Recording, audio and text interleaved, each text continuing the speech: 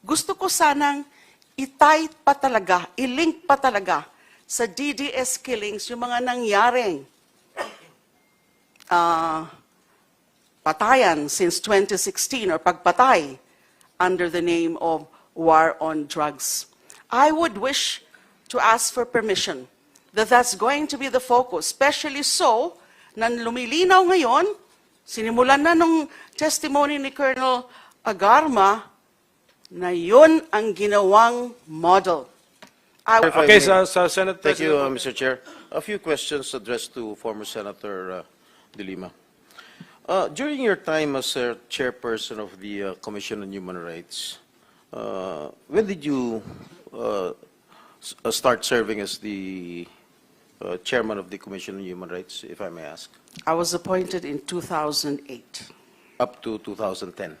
to 2010, All right. when I was appointed as the Secretary of All right. Justice. Did you conduct investigations regarding EJ case? Yes, Madam the CHR and bank All right. conducted a public inquiry right Right. there in Davao City. May I know kung ano-ano po yung mga lugar na inimbestigahan nyo tungkol sa EJK? Yung tungkol pa sa lugar, it was actually the entirety of Davao City because of the phenomenon of DDS. Were there any cases filed because of your investigation, Madam Senator? Okay, when I was appointed in 2010, meron po ako yung aking mga personal investigation notes, pero wala pa ho yung naging resolution.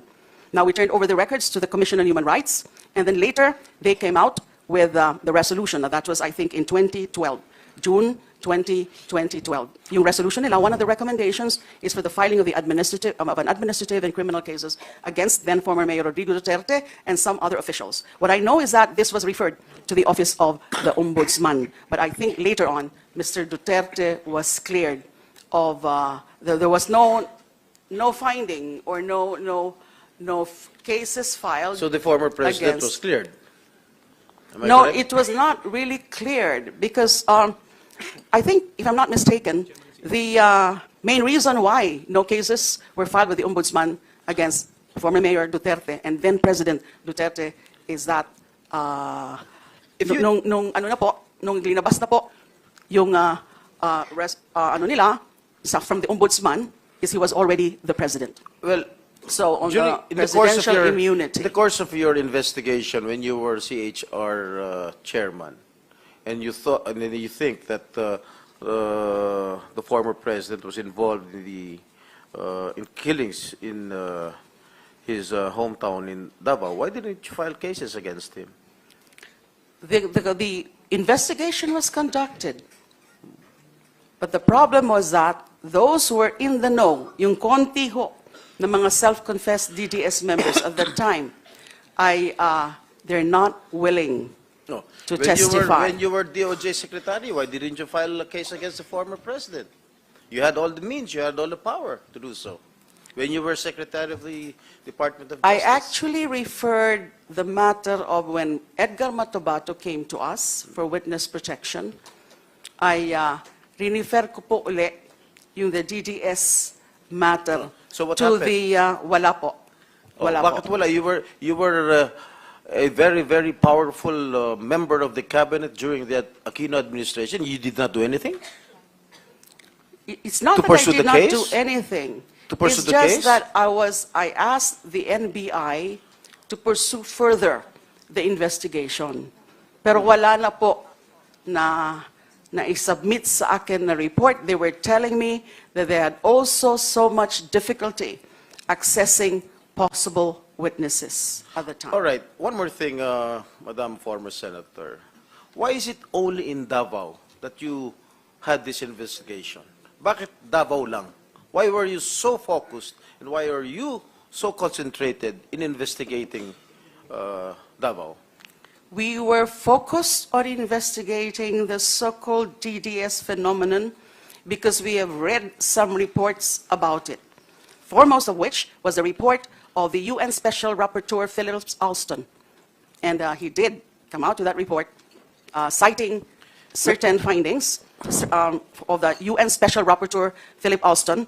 And meron din pong report, yung Human Rights Watch, They called it, "You can die anytime," also referring to the DDS phenomenon. So we felt that at the time, because of these reports, and our CHR regional office did confirm that there were killings, but they could not tell us, or they refused to tell us, that it was actually the doings of the DDS on orders of then Mayor Rodrigo Duterte. But the insiders, the ones I mentioned kanina, I think there were 3 of them, which we interviewed secretly or discreetly, they did say that there was such a thing as a group as a Davao Death Squad, and then formed by the former mayor, and then getting orders also from the former mayor, something that were validated later on by Edgar Matubato and Arturo Las Cañas. Okay, Mr. Chair, I would like to invite the attention of the former senator when she was still a sitting member of the Senate. With regard to the committee report of the Committee on Justice then, for the years, if I may read, for the years 2001 to 2009, under the Arroyo administration, 91,762 killings were reported, or an average of 10.196 killings per year, 850 killings per month, or 28 killings per day. On the other hand, for the years 2010 to 2016, under the Aquino administration, there were 85,878 recorded killings, with an average of 14,313 killings per year, 1,193 killings per month, or 40 killings per day. You were the Justice Secretary during the Aquino administration. Why did you not investigate these killings? All right. May I start by saying that on the matter of EJKs in general, especially with respect to the killings of activists, I did recommend, and it was adopted, there was this Administrative Order number 35, creating an interagency committee to look into the various drug killings. Come on, Senate President Pro Tem. No? Reminder to everyone, especially the members of the committee.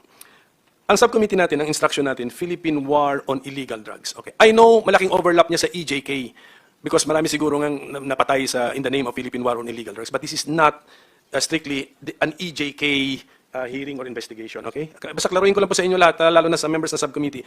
May mother committee tayo, yun ang instruction sa atin, investigate the Philippine War on illegal drugs. Okay, so if I may continue. Mr. Chairman, yes. can you extend that statement of yours to all members of the Senate? Because I'm not a member of the committee. Yeah. No, you will be. So I was just, you will be. I was just making to ensure that all members are oriented properly, Mr. Chair. Thank you, Mr. Chair, I would just like to wrap up my questioning to Senator De Lima, but I would like to put it on record that the resource person, the former senator, did not answer directly my question, Mr. Chair. And I might be mistaken of defending the former president. I am not defending the former president. In fact, if it is his turn to answer questions, I will ask questions also.